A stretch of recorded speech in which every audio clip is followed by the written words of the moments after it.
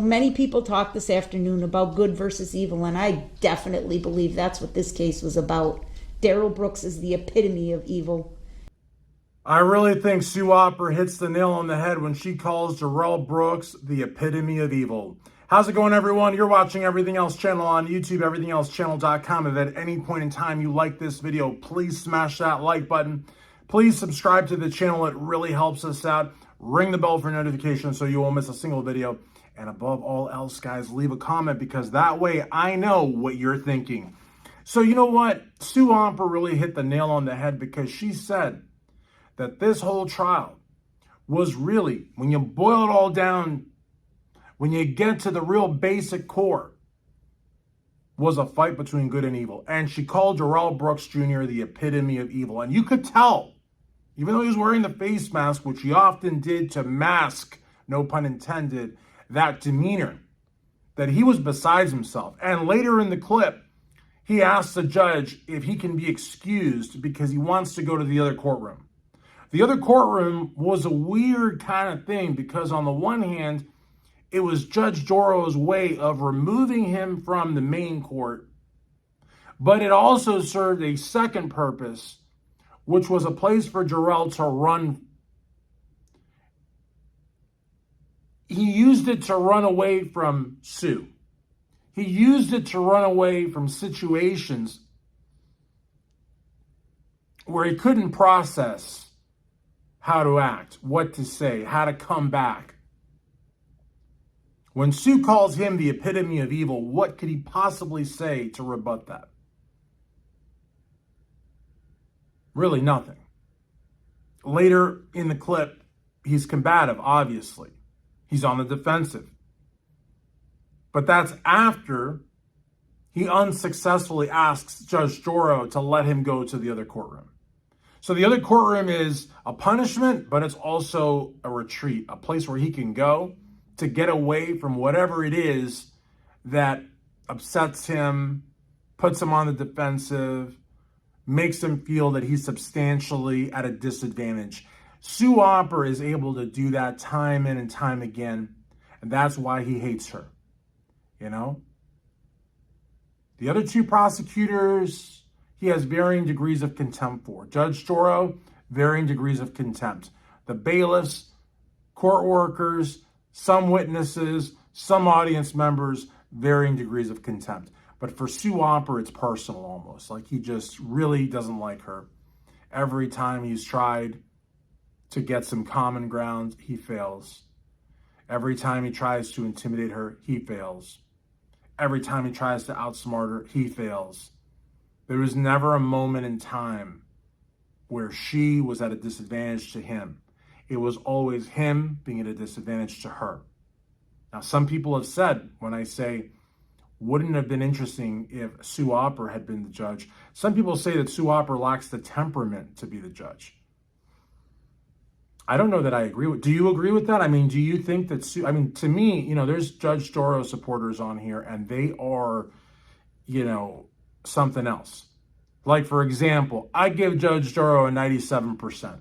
Some of them out there, they take such exception at that because I shorted her 3 points. You know, a 97 is a really, really good score. It's an A. It's not an A+, but it's an A.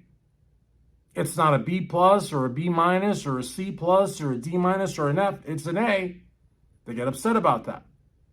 But the reality of the matter is that there are folks on here that support the judge to the point that they would say something like Sue Opper lacks the temperament to be a good judge, or at least a judge in this type of situation. I don't know that I agree with that. Do you agree with that? So I certainly don't, but I don't want to influence your opinion. I'm merely asking for it.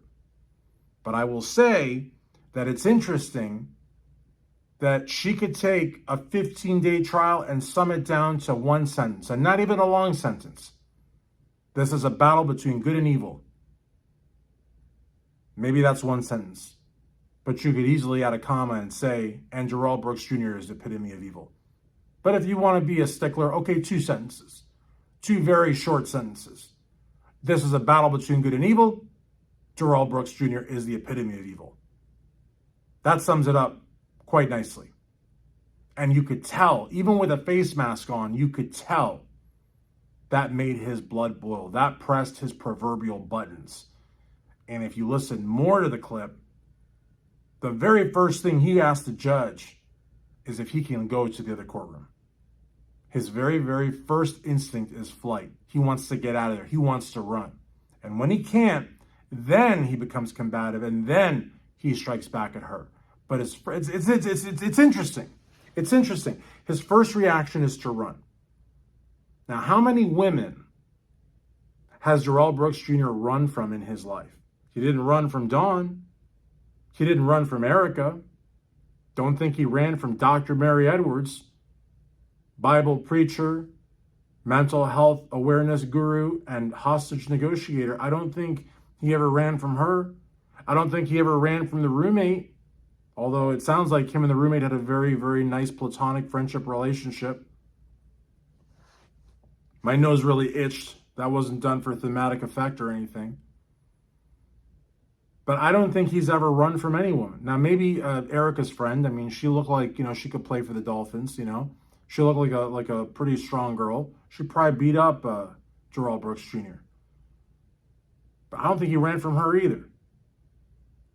But it's interesting that he ran from Sue Opper. That the first reaction was not to say something untoward to her. It was not to try to scare her. It was not to start yelling or take his shirt off or anything like that. It was to ask the judge if she could order him to go to the other courtroom. He wanted to run away from her. He wanted to be far away from her. And it's interesting because, at no point in time, there was a time that Judge Joro had to initially threaten to eject him from the court and then said, you know what, on second thought, let's get lunch. She didn't lay the law down. She didn't gag him. She didn't have the bailiffs take him out. She didn't scold him. She stood up, which to me showed she was scared. And then she said, let's take an early lunch. That was her remedy for the situation. Not a bad remedy. No need to, eject him. No need to always hit with the iron fist.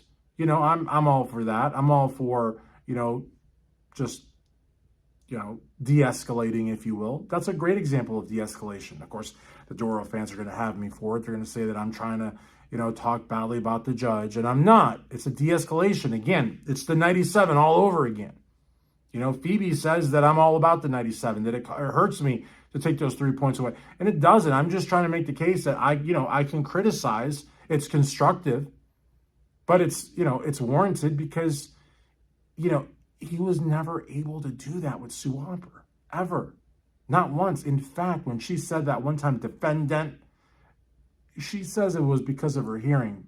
I say she was messing with Darrell Brooks Jr. She was getting under his skin, and she did a really good job at it. Not only wasn't she scared of him, she was giving it back to him, and he didn't like it. And it's interesting, you don't see it in this clip, but it's interesting how she was able to sum it all up, boil it all down to one good sentence or maybe two short ones about the whole trial and everything that led up to it. And she hit the nail right on the head. Now, while some of the Joroites, I'll call them, say that Sue Opper lacks the temperament to do what Judge Joro did, I don't agree with that. I've already asked what you think. Leave a comment down below. But also, what do you think about Sue's assessment?